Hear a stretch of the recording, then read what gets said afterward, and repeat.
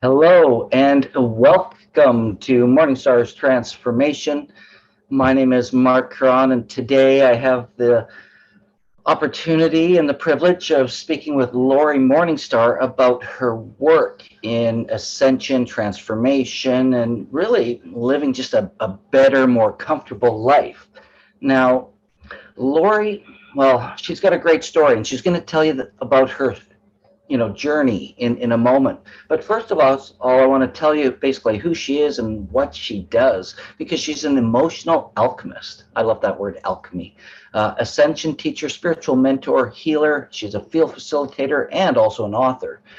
Laurie's been certified in NLP, which is neuro-linguistic programming. If those of you maybe watching don't know, she's trained in timeline therapy, hypnosis, Reiki, Huna, and she also became one of the first 52 teachers for Drunvalo Melchizedek's Awakening the Illuminated Heart Ascension Workshop in 2011. Laurie is a sun dancer and pipe carrier working with the medicine of nature and the ancestors, both horse and human, to help us all transform. Laurie has integrated all to help us all become the best version of ourselves after beginning her studies in 1995. So what happened in 1995, Laurie, that got you going on this path?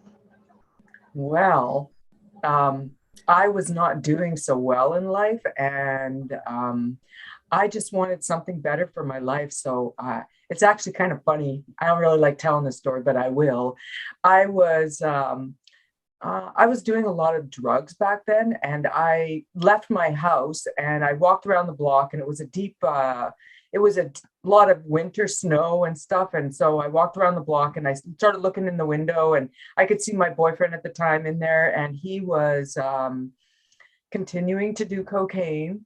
And I'm like praying to God, whatever that is, right? Because I wasn't really in that kind of mode back then. And what I heard was I saw myself as a powerful medicine woman, and I heard a word, purr.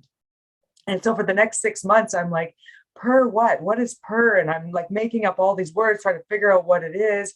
And then one day I had finally kicked my boyfriend out of my house, out of my tattoo shop. I was a tattoo artist back then. And as he's driving away with the only thing that I wanted that was his, that was left at my tattoo shop, it fell off. And it was like, one of those tables that you put in over at the hospital that you eat off of and stuff, right? It was one of those. And I had set my ink stuff up all in it, and he wanted it back. And I'm like, okay, no problem. And he put it on the back of his flat deck truck. And as he drove over the curb, it fell off. And because it's like swivels, it went underneath his big dualies. And I heard the word, and it was perseverance. And I laughed because he got out of the truck, grabbed that thing, looked at me, come into the place and dumped it in the dumpster and walked away. And I was like, perseverance, like I persevered, right? Well, I think perseverance is just one of those really important words and tools for life. We have to push through, we have to keep moving forward. And even when times are tough, we might be struggling or thinking we're struggling, depending on, I know your work. So I know how words are very powerful, really, they're a powerful tool to really lead and guide our emotions. And perseverance is just a stick-to-itiveness. And I think that anybody who's, I'm going to use the word successful, and I don't mean that in terms of money or achievement of, accumulating things, but I mean that in their own personal happiness and fulfillment, that we're always working towards things and that we don't give up.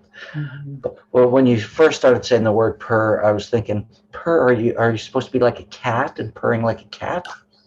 I tried persnickety. I tried all these words, but perseverance was not one of them. And so I kind of chuckled when it came up because I'm like, so obvious. It was a funny So, time. so now you figure out this word perseverance, and where did that take you then? Because you go from, having, doing some drugs and being a tattoo artist to now doing the work that you're doing today in ascension, transformation, Mhm. personal growth, and spiritual teachings. Yeah. So I started making a drum back in 1995. That was what started it all, drum and sweat lodge. And it eventually went into Sundance. But just before that, I started taking Reiki, which all of my Reiki teachers never really was a good Reiki teacher. It was like, here's your initiation, go figure it out, right? And it was like I had 3 teachers like that. I'm like, why do I get teachers like that? But that's okay. That's perseverance, right? Mhm. And so I joined Sundance, and I also went into emotional. This lady that was teaching, Noreen Palmer, she was teaching the hypnosis and NLP, but she had this empowering your future, which is kind of like the work of emotional alchemy that I do today. It's just that I do it in a different way. That is, I'm not engaging the mind, right? I'm just engaging the emotions. I want to know. I want you to feel, because a lot of people, they don't feel. And so then I went to Sundance, and it's funny because I looked around Sundance the first time, and I looked at what was going on, and there was a lot of chit chat and stuff. And I'm like, I didn't know what Sundance was about, but I thought afterwards, I would like to be an eagle dancer, because you're there, you're by yourself, and you're praying, and you're not distracted from anything. And so my big thing was to pray for humanity, because humanity, as far as what I saw, was a mess, very unaware of everything that was going on. And I'm sure today they're much more aware. Nice awareness. I believe that to be the foundation of consciousness. Just saying.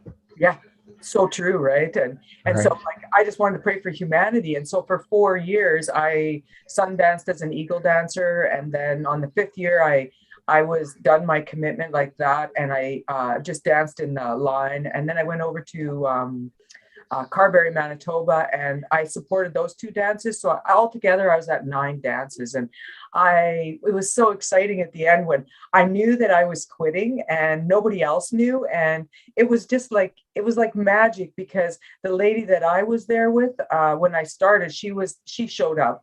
And she was the head dancer back then. So I made it so I was the last one to pour the sweat lodge, because we had a few different head dancers for like the Japanese people. And yeah, and then so I ended up pouring the last lodge, and I got to honor her. And it was just like such a perfect way to end, knowing that I wouldn't be back there sun dancing. I might come back and support, which I think I did once, but yeah, that was the last one. And then even to go out to Carberry, Manitoba, knowing that that's my last dance. And I had gone out there twice, and both times I ended up in the moon camp, and I wasn't happy about that. And so this time I was good to go, right? And so I got to dance all 4 days. But I also knew that that was the last dance that I would be there, and the last time I would Sundance, you know. So tell us really, what is Sundance? What's it all about? The meaning? What's the experience like? And what did it do for you in your life?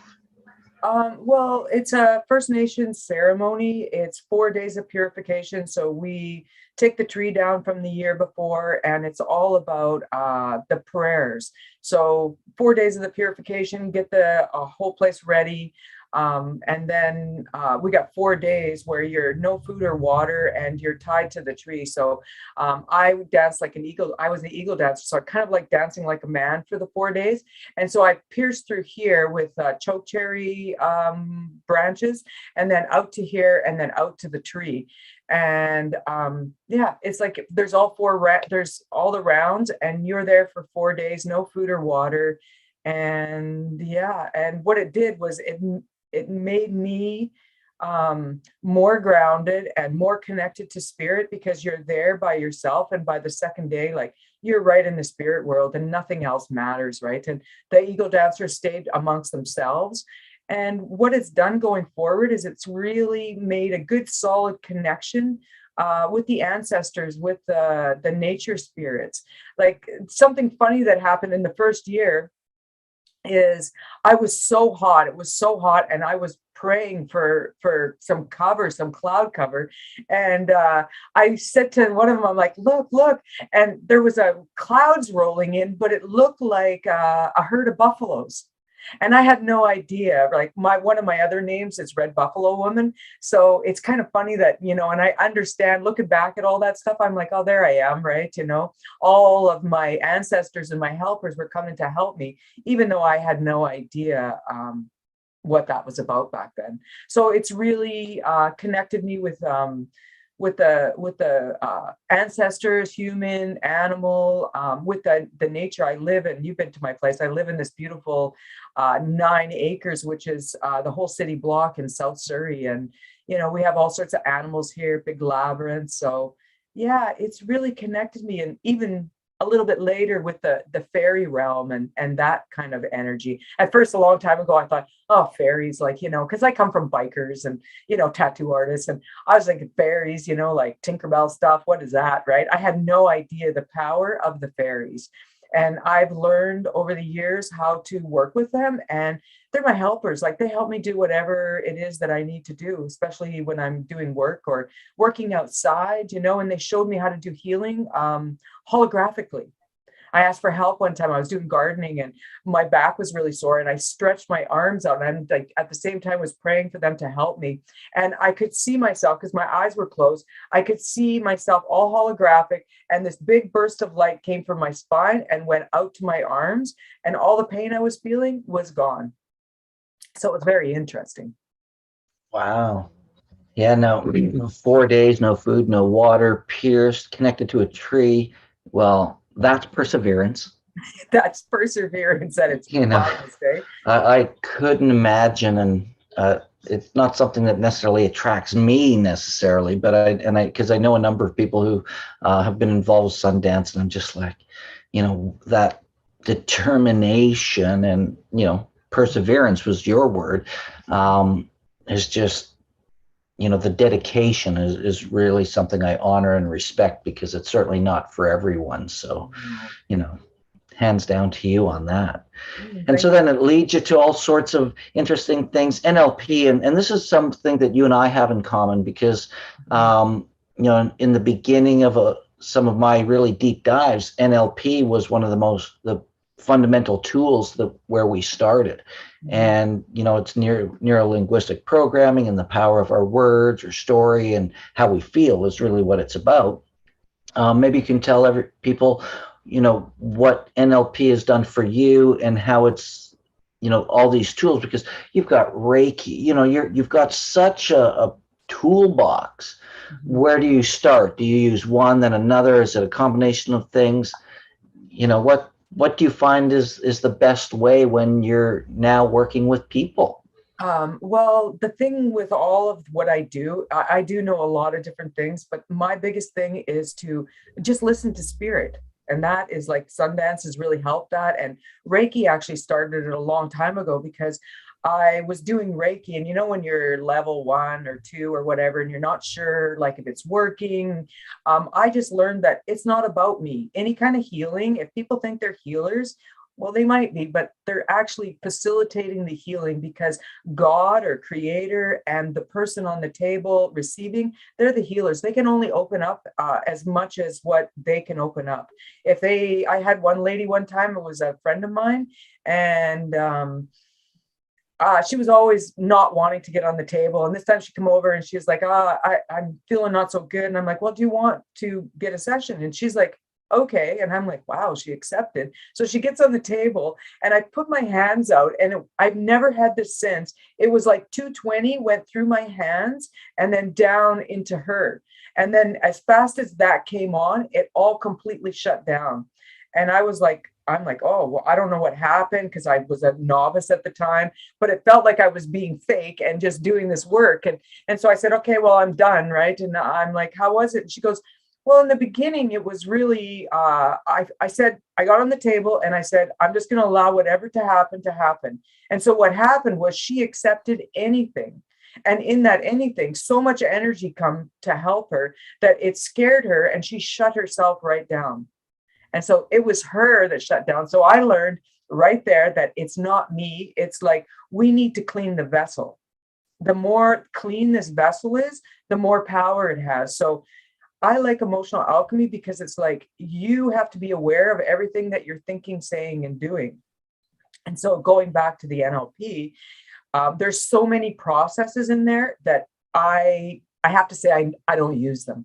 There's only once in a while. There's certain things that I use, right? My biggest thing is the don'ts. Don't think of a blue tree. People are always telling people, don't do this, don't do that. And what's the first thing you want to do? You want to go do it, right? I don't want to lose all my money. Guess what? You're broke, right? And so, well, it draws our focus. It draws our attention to those things. As soon as that don't comes in, or won't, or can't, any of those negative words, it's still drawing our attention to that thing, which then puts our energy there and starts creating a manifestation. Yeah. Well, if you think about it, it's like, listen to it. Just pay attention to what's going on in your mind. Don't think of a blue tree. First thing that pops up is the blue tree. And then if you say, think of a blue tree, what's the first thing that pops up is the blue tree, right? And what's happening is the unconscious mind never processes the negatives. So if you're out there saying, don't do this, don't do that, you're basically telling the people and yourself what you don't want, right? You want the opposite of that. So I always say, speak in the positive. What do you want people to do? And it completely shifts everything. And another word is try, right? So it's like, oh, I'll try to make it. If somebody says, I'll try to be at your workshop, I'm like, scratch them off the list, right? Because I know with the try word, the unconscious mind has heard it and they're like, I'm not really interested in going there. But they're just, they're just letting you know that, oh yeah, I'll try to be there. No, you won't, right? You won't. You're not ready You yet. will or you won't. Yeah, well, right? Do your best. You do or you don't. There is no try. Classic Star Wars, Master Yoda, Empire Strikes Back was at 1983 in those swamps of Dagobah. That's what he says to Luke Skywalker, right? Because Luke was, I tried, Master Yoda, I tried, right? And Master Yoda, what's he saying? His Yoda voice, it is not my size, kind of a thing. And he does what he wanted Luke to do. And next thing you know, he's like, do or do not. There is no try.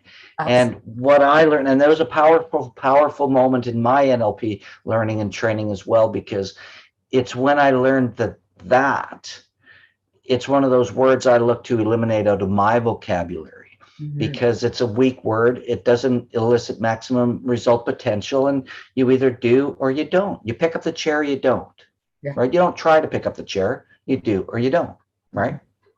I always say, do your best. Yes, exactly. Yeah. When you do your best. And sometimes your best varies.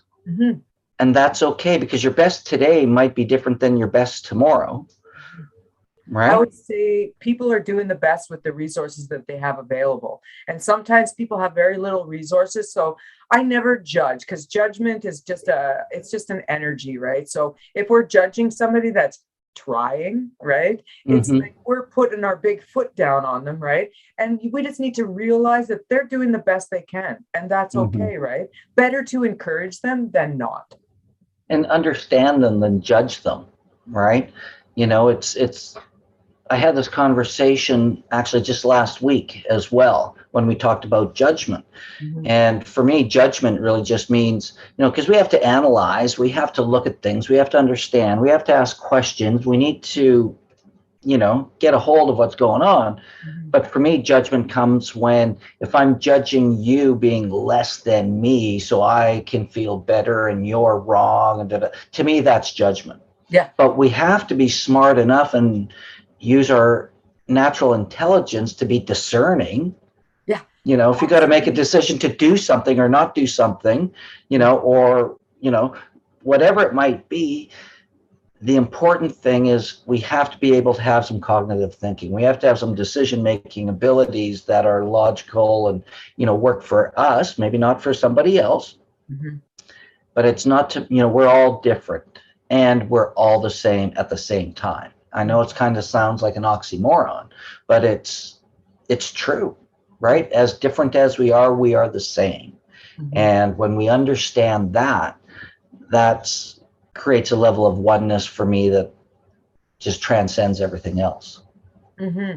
Yeah, it's the I am presence, right? Everybody Hmm. wants to be loved, and the dark. If I send a healing energy to the planet, to whatever, I'm connecting with the I am presence of every man, woman, and child. Doesn't matter how dark they are or what they're doing. It doesn't matter. It's become that spark of light that's within somebody.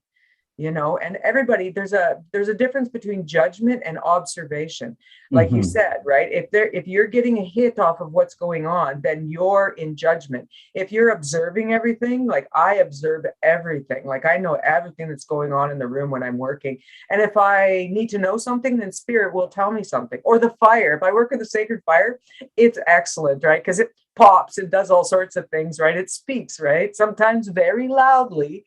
And, so we learn to utilize different things that are around. Even my house cracked one time. I had a group in, and the house, I never heard it before or since, and it would like big crack in the house, right? I'm like, wow, that's pretty interesting. Somebody here really needs to get something. Wow. So, we've had a pretty interesting couple of years, needless to say. Mhm. And, we can say the C word, and, we all know what that is because it follows by a couple of numbers. And then there's a whole bunch of other crazy stuff that's been happening.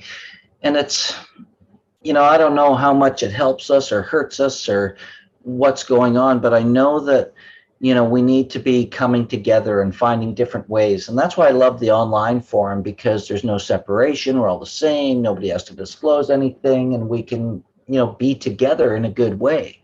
Mhm. And, I think moving forward, in-person events are changing, and we have to be flexible to this new medium. And the one thing I've learned is it works. Yeah.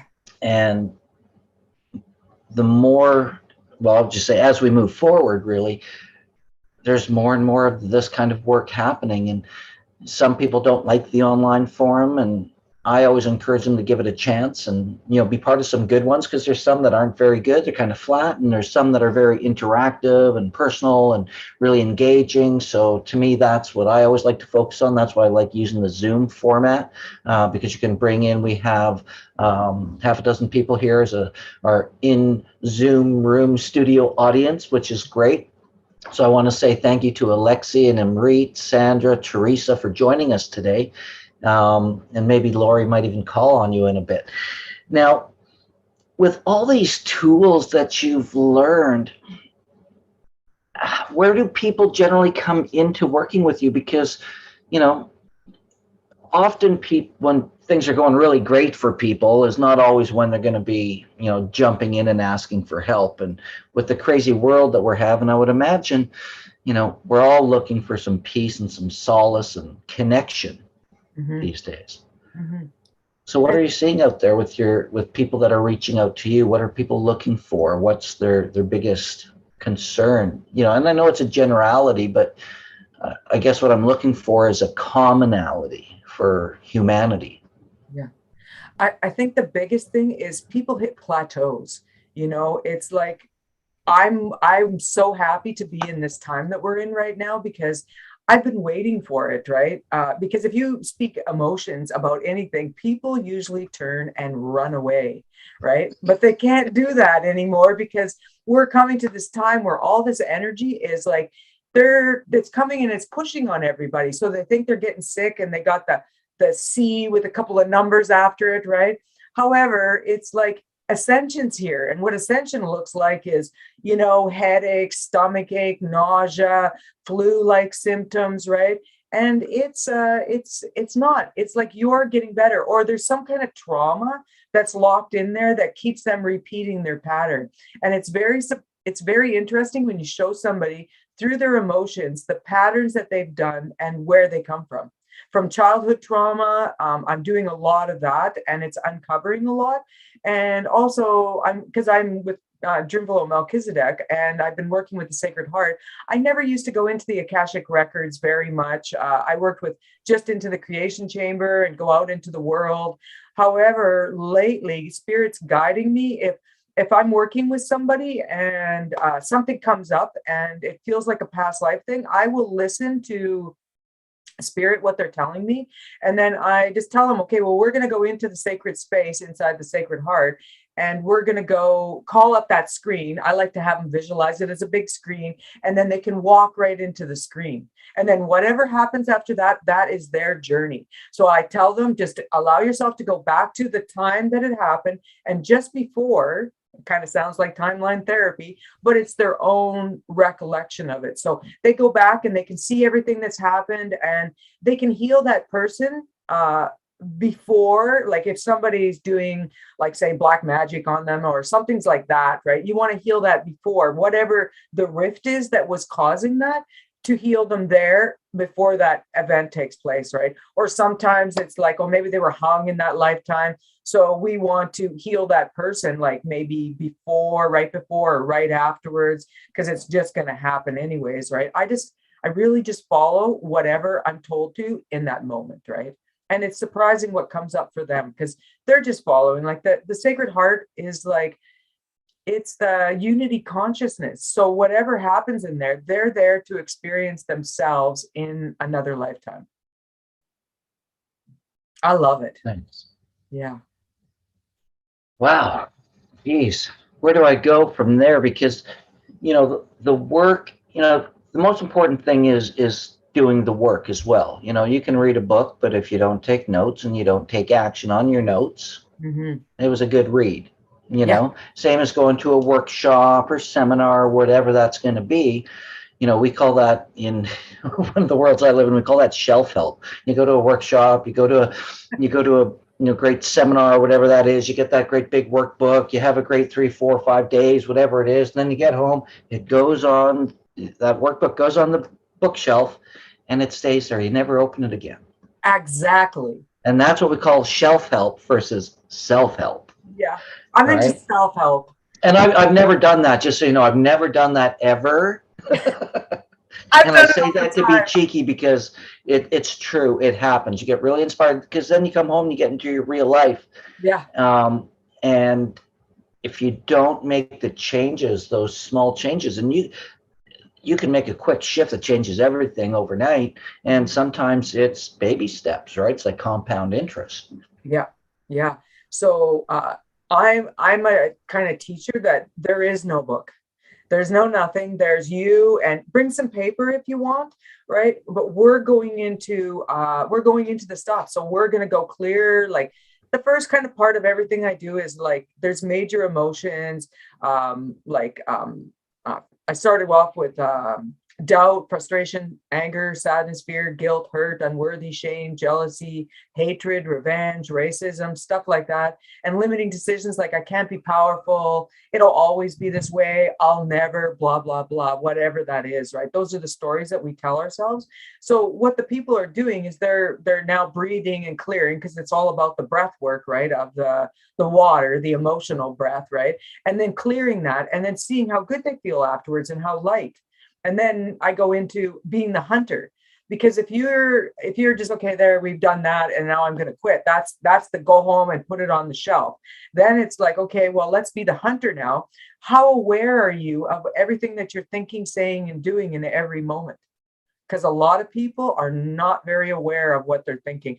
I can just sometimes talk to somebody in 2 minutes and have like half a page of emotions and limiting decisions that they're doing. And that's not a bad thing. That's actually really good.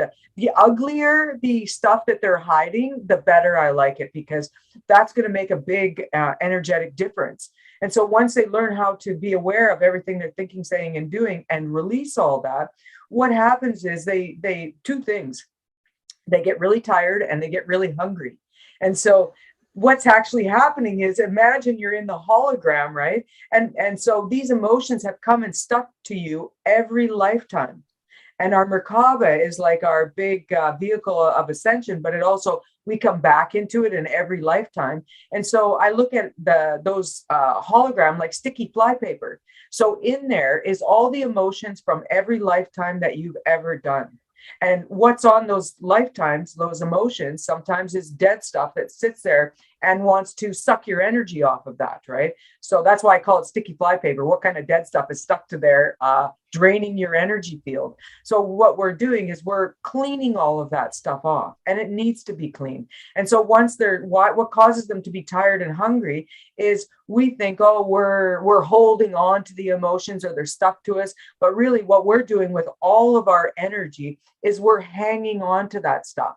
And so when we release it, it's like, that whole vibration is now gone. Yeah, there's that letting go. And Yeah. it takes me back to what you were talking about, the one woman you were working with Reiki, and that big charge of energy and then turning it off. Yeah. Right. And, one thing I love about that story is she was open to it. Yeah. And you have to be open to these things, because if Yeah. you lay down the table or, just work in this kind of format and go, it's not going to work, this is all nonsense. Well, guess what? It's not going to work. It's not, because you're closed off.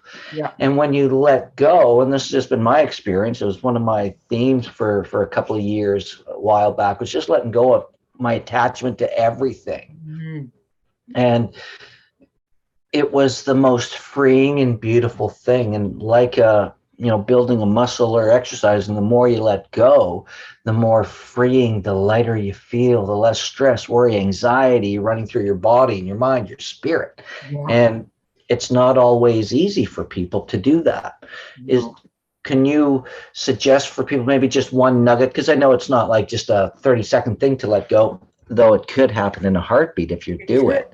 It could, but most of us get in our own ways. Is there, something you can offer people to, really kind of let go of some of the things that are, I guess the best word I could say is bothering them, or that they're stuck on or obsessing about?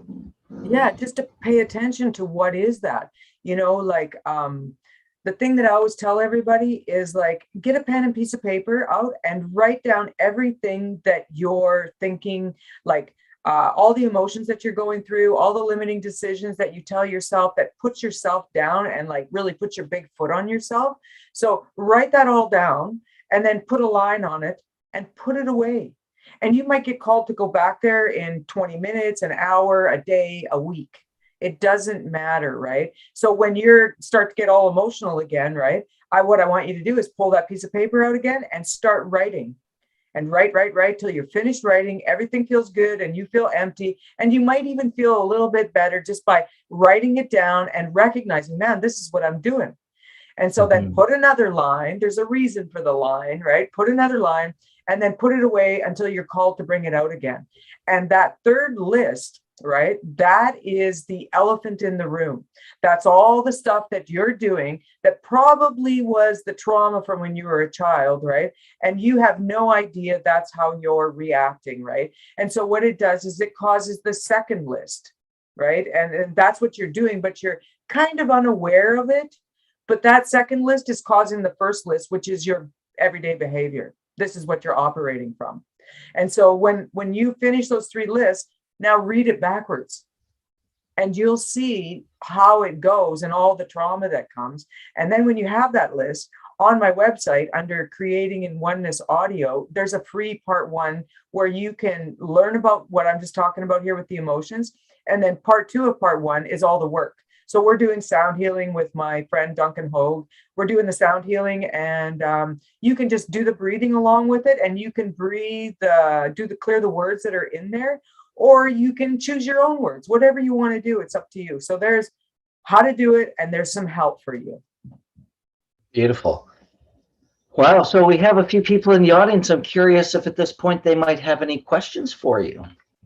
Please.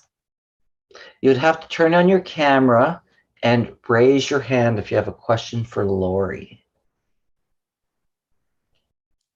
I don't see any hands up. Maybe people are a little shy. That's okay.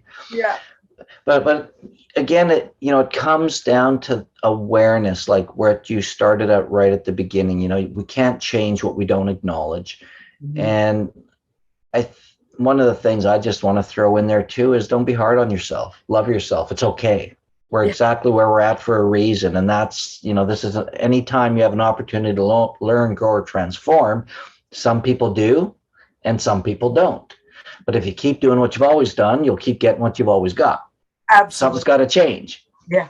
And so I'm going to reframe you. You said, don't be hard on yourself. And I'm going to say, go easy on yourself. Right? Ah, very good. Yeah, you see now, and that's a great example of our habitual language patterns, which is what NLP is about, and the awareness that even though we talked about that, and I like to think I'm aware, how easy it is, right? Yeah. You know, you could, on a scale of 1 to 1,000,000, awareness comes in many different levels, right? Mm-hmm.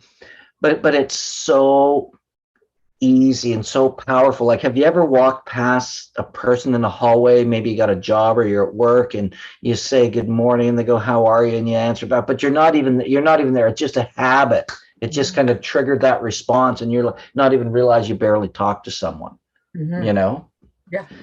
That's the emotions and limiting decisions rolling around in your mind, and you're not aware because you're focused there.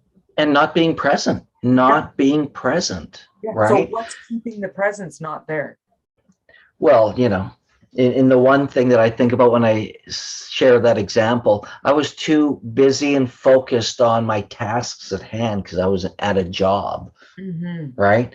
And I was just like, oh, and I just realized I wasn't present with that person. I was just, and this is as I started learning these things away, you know, 20 some odd years ago. And I was like, and that becomes that, you know,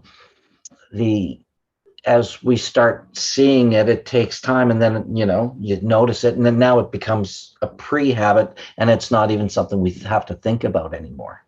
Yeah. I just want to address that. And then I saw Sandra with her hand thing up. So I just want to address what you just said there.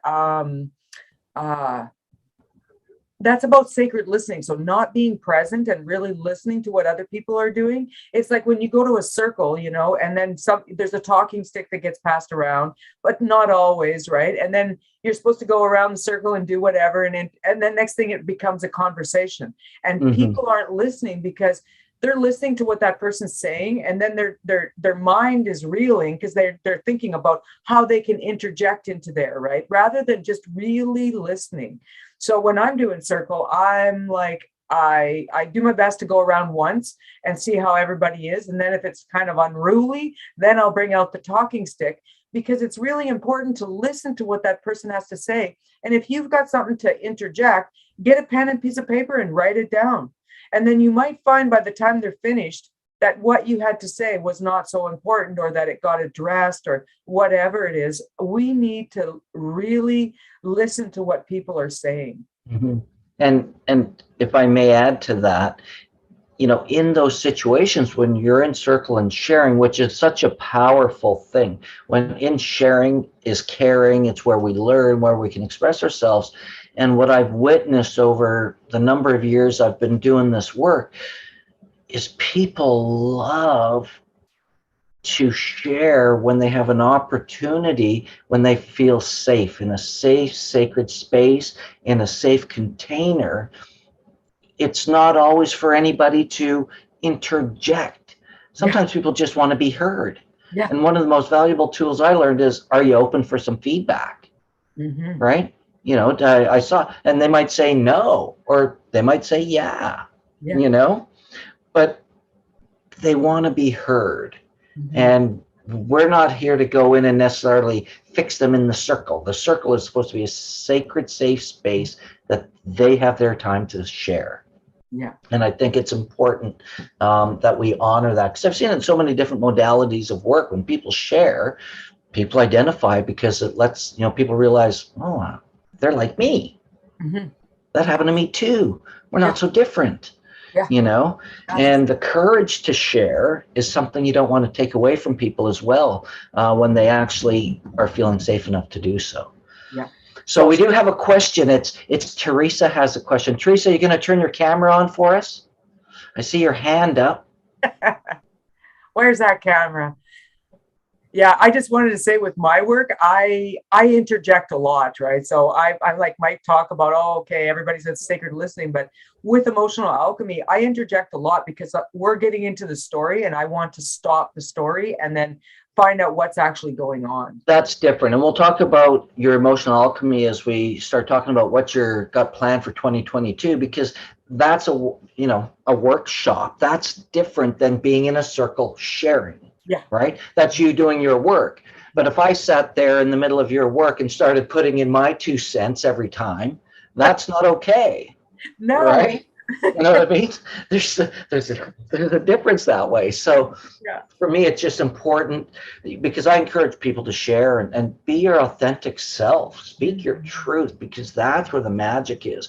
We got to peel off these masks and these layers of BS, meaning belief systems, and what else BS I means. like that. BS belief systems. Well, Yes. hey, your belief systems will change your life. Yeah. Right. And I've got some really easy ones that, when I think I'm in a tough spot or something, I always come back to, oh, I'm exactly where I'm supposed to be. Everything is as it should be. Spirit's got me. The universe will take care of me. It always has, always will. I got this. Yeah. Right. Absolutely. And then it might take an hour or two or a day or two, or some comes up again, and it's like, oh yeah, hang on a second, and it's a belief system, and then I breathe into that, and it's something that just changes for me, versus saying, oh, why does it always happen to me? And start asking yourself all these questions. Your brain is answering them, Yeah. and not necessarily in a positive way, right? Yeah, that's all your limiting beliefs that right there, right? I used to be Mm-hmm. like that too. And because, my highs would be high and then the lows would come and I would, be down in the lows and it's like, why is nobody coming? But at the same time, I'm going for a huge transformation myself. Do I really want anybody around or working on somebody? Because I really need to just be by myself and get through whatever it is that I'm clearing. And then I'm good to go again. Yeah. The universe works in wondrously mysterious ways. And Absolutely. I've just learned to let go and trust it. The more I hang on, the tougher it gets. So 2022, we're 2 weeks in. Hard to believe. It's been almost 2 years of pandemic, plandemic, scamdemic, call it whatever you want, isolation, quarantine, It's the plan. whatever. Damn it. But it's a different world than it was a couple of years ago, and we've all now had to adjust in ways, because we've all been waiting to do our work in person, in workshops, and now we're going ahead and we're doing things a little differently. Part of this is just an online forum like we're doing here, and you've got a couple of events coming up in the next couple of weeks that we're doing, both small in-person groups, and we're doing as what we call a hybrid, having live online facilitation through Zoom.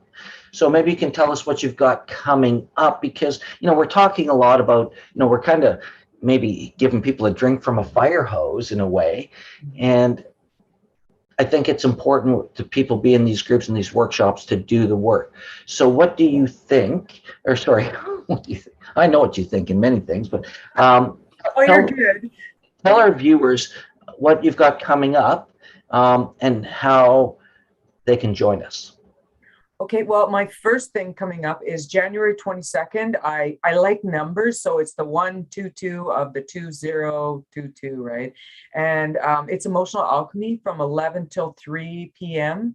And we're going to do just like what we were talking about doing, going in. It's like a little taster of like, this is your emotions and this is how you do the breathing work and the awareness to clear those emotions. A very simple, small workshop, but you will feel quite different by the end of it. And we're also going to have, like you said, the hybrid, right? Online. Thank you, Mark, so much for getting me online. I've been wanting to do Zoom forever. And so it's very nice to have, we got the small group in the room because I don't have much room and all the BS around that, the belief systems around that. And we're going to be working. Well, the thing is, I just want to interject one thing there too. Regardless what we believe, we still have a social responsibility. Yeah. Right. Yeah. And that's to honor ourselves and others based on their beliefs. I'm not going to tell you you're wrong. I'm not going to tell you those things. Some people are totally comfortable going, and you're talking, what, half a dozen people in enough space that is totally, it's good to go. Totally cool. Right. But it's really important, I think, that, it's to honor everybody's beliefs so that we don't create. I don't want to be part of creating any separation, isolation, or anything like that. There's too much of it happening in this world today. I'm about creating inclusion and community in that sense. Absolutely. Yeah, and so we'll be with that small group, like I think it's about 6 people working with the Sacred Fire, and then online, right? Last time we had one online. Looking forward to having many more online, and I like it because we can bring everybody in.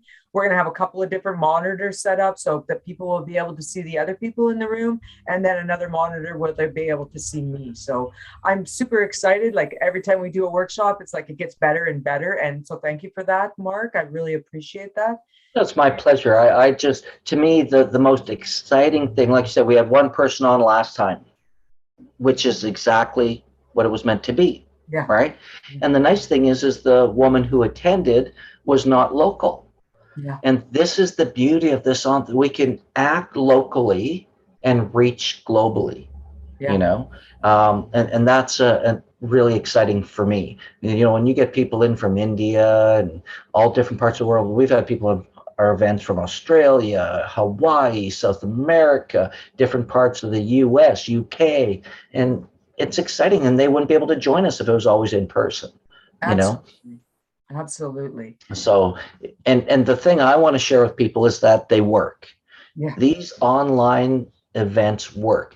And one of the things that make them work really well is you, the viewer, the attendee, the participant. By having your camera on, by asking questions, by being engaging, this is what creates the energy. You know, imagine you go to an in-person event in the days of old when everybody's around. You know, we're not hiding behind turned off cameras, we're not talking to people, we're engaged and we're there and we're present with them that way. So it's one of those exciting things. You know, I've seen this done with over 35,000 people for 6 days, Wow. and the level of engagement and knowing that it works. I figure if we can connect wirelessly around the world through the internet, then we can get this work effectively out to people via the internet. And that's just by connecting in person, Yeah. right? Well, I'm super excited about all of that and going forward. And so that brings me to my next workshop that is January 29th. And that's a drum workshop. And I believe it's from 11 till 5, a little bit longer than I usually have, but Well, it's it might be a little shorter too, depending on, you know, how quickly everybody finishes their drum and what that is. But I thought it was important that we left enough time so that people, you know, we're not rushing at the end and things like that, because we're also introducing an online component with the drum making workshop, which is going to be new because it's physically instructional, yeah. right? So that's going to be a little different. And for those who are maybe unsure and want to know more about what that's about, we are offering a free online ticket for that. Now, you won't be making your own drum, but you can join us, you can watch, you can learn, and then you can either order a drum kit from Laurie if you want to make your own drum and watch the video again and do that, or you can join us in the next one.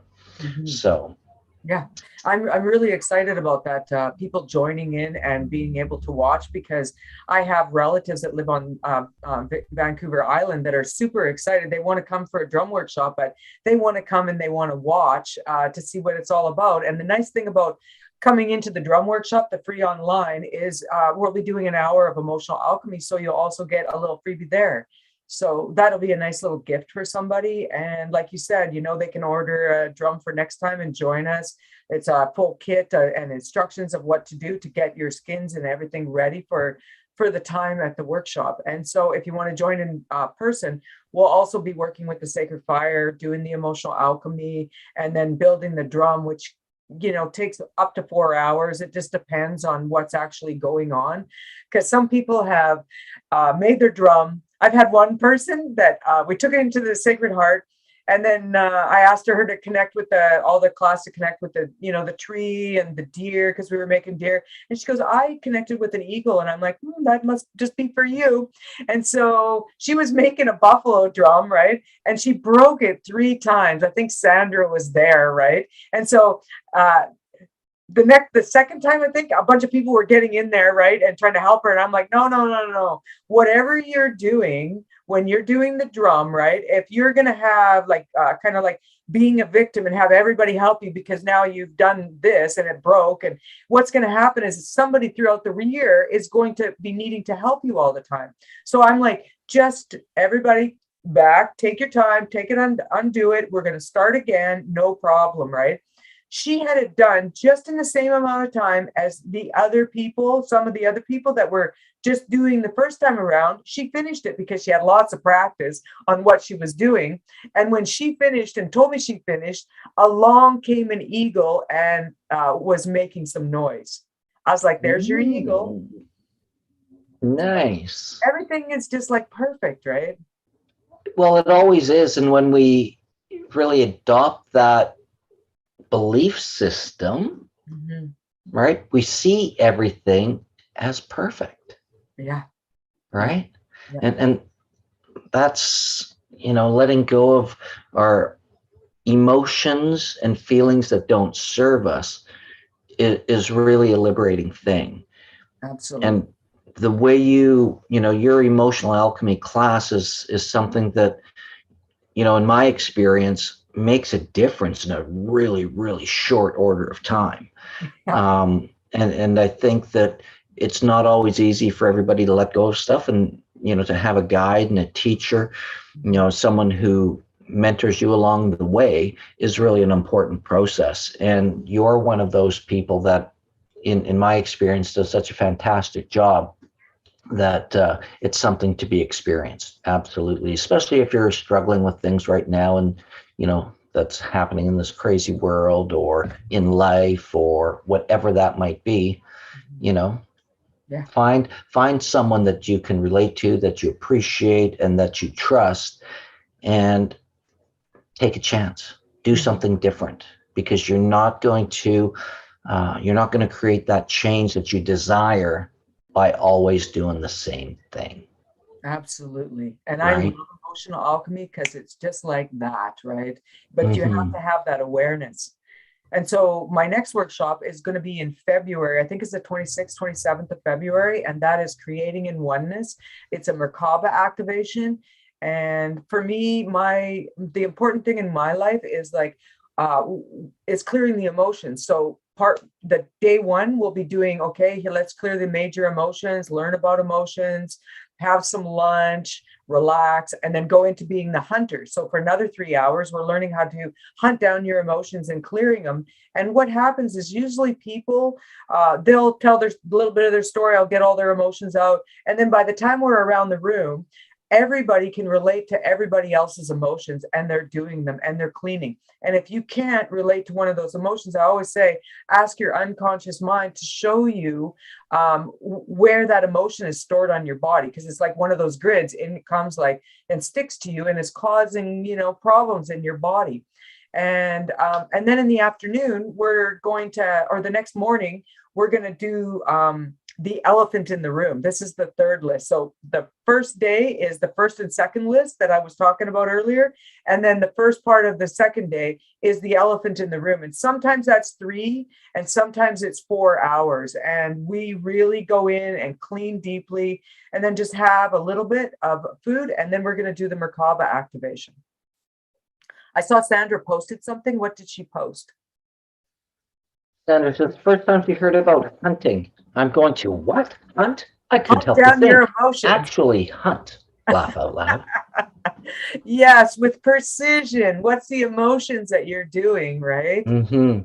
And so when you activate your Merkaba, it's your vehicle of ascension, and it's a very high vibrating energy field. And it's what Drunvalo Melchizedek taught me. It's a star tetrahedron shape in the very center in the Leonardo sphere, and it goes out to 50 to 60 feet in all directions around you. So it's a lot of power, and I also use it for healing. So I can put it around something. If I want to clear land, I put it around the land, and I clear it to keep everything in there, because if something sees me coming in to clean, no, okay, thanks, Teresa. If I'm going to clean something, it wants to run away. I don't do that, right? I'm like, trap it in there and then clean. And same with people. If I'm working with clients or even in the room, I always have the Merkaba in the room to help the people to clear. Beautifully Yes. said. Yeah.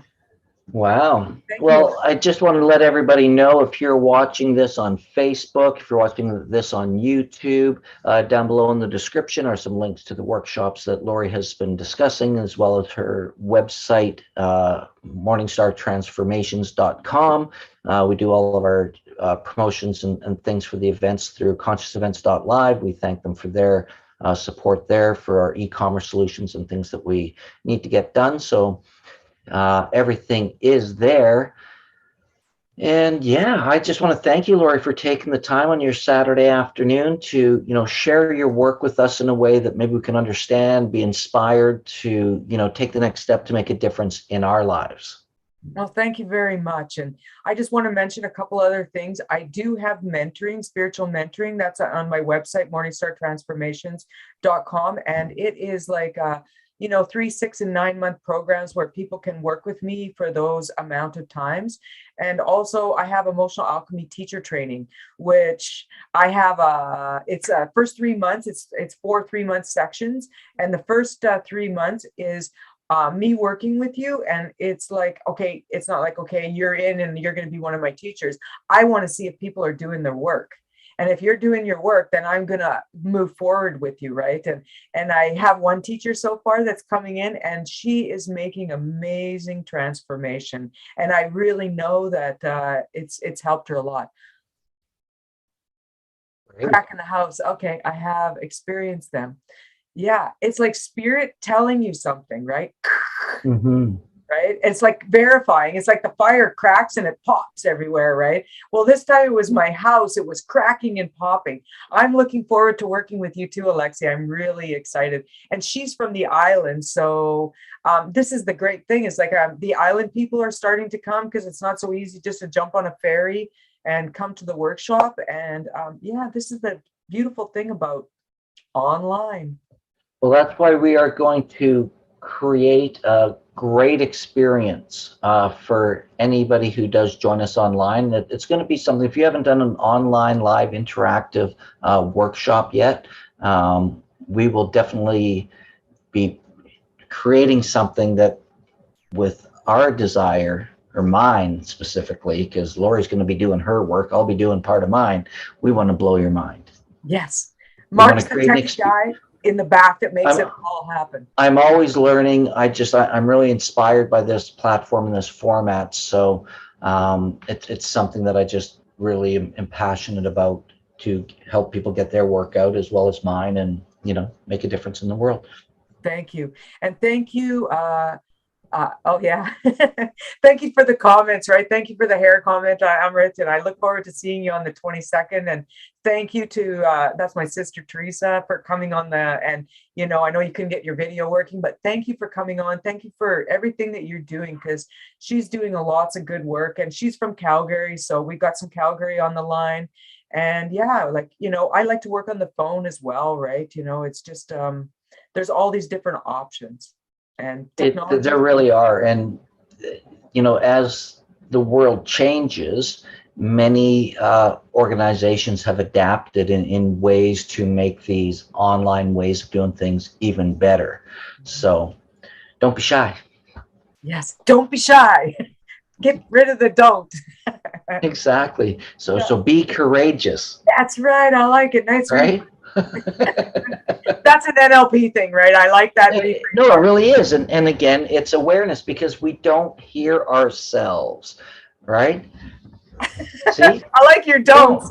I know. And you know what? People out there, just because I've said this, never go to your friends. Oh, don't this and don't that, right? Never stop trying to correct them. If nobody's been in my workshop, I never correct them. But once you've come and you're my student, I'm going to go, what was that? Because you have my permission. Yeah.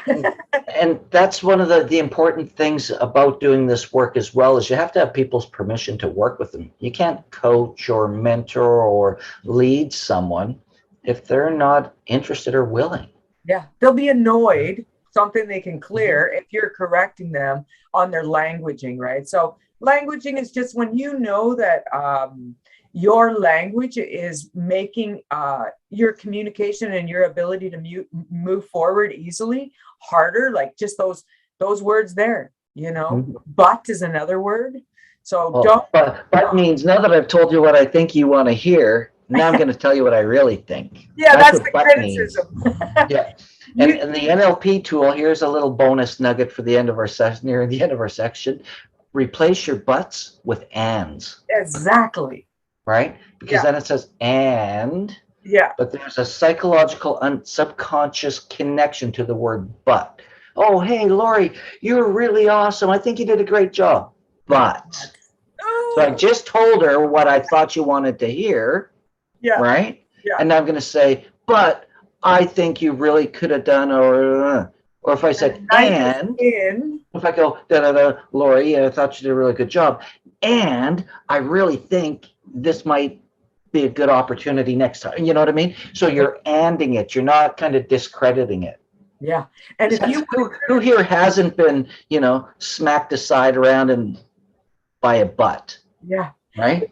And if you want to criticize somebody, you critique them, right? It's called a feedback sandwich. So it's like what you're doing is you're telling them 3 to 5 to 7 good things about what you just experienced, right? You're giving one beef patty or one critique, right? And then the top bun is overall everything was fantastic. So their unconscious mind hears that beef, right? And then Mm-hmm. it'll want to correct itself, right? And then it also all that 3 to 7 things that you said, it's like, oh, I can do even a better job of those 3 to 7 things. So the mind is a funny thing. And once you learn to work with your mind, because it only does 2.3, or it does 7 plus or minus 2 things at once. Mm-hmm. So the unconscious mind does 2.3 million bits of information per second. That's why everything that I do, I'm working with somebody's unconscious mind. Well, that's where the largest change is going to happen when you can reach that level with people and create a new, point of perspective and awareness, open up that awareness, because it all comes down to, like you said, awareness. Yeah. And we can't change what we don't acknowledge. And it's okay to ask for help and to find, tools and mentors and such as yourself that will really make a difference. And you want someone, again, you said something earlier today too that was really profound and really important is, you know the the mentor and the teacher is not the healer. You're the healer. They're the facilitator, right? And where the vessel, a conduit of energy and maybe some wisdom to help along the way as a guide, but they're not the people healing you. Absolutely. So Sandra's got a thing. Oh, will there be a new book out? Actually, I'm going to re-edit my book. I'm working on it. I'm going to re-edit my book and I'm going to get it back out one Awesome. day soon. Yeah. Well, stay tuned for more from Laurie Morningstar. 2022 is going to be the best year ever. There's lots scheduled and lots happening coming down the pipe with Laurie and her work. And we just look forward to seeing everybody out there. If you have any questions at all, anytime that you're seeing this, feel free to hit Laurie up in Facebook message, email, whatever you need. All the information is out there below in the descriptions on YouTube and Facebook. So Laurie, thank you very much for joining me today and taking the time out to do this talk. And I also want to thank Alexi and Amrit and Sandra and Teresa for joining us as well. Thank you so much. I really appreciate everything that you do. And thank you to all the people that tuned in. My pleasure. Until next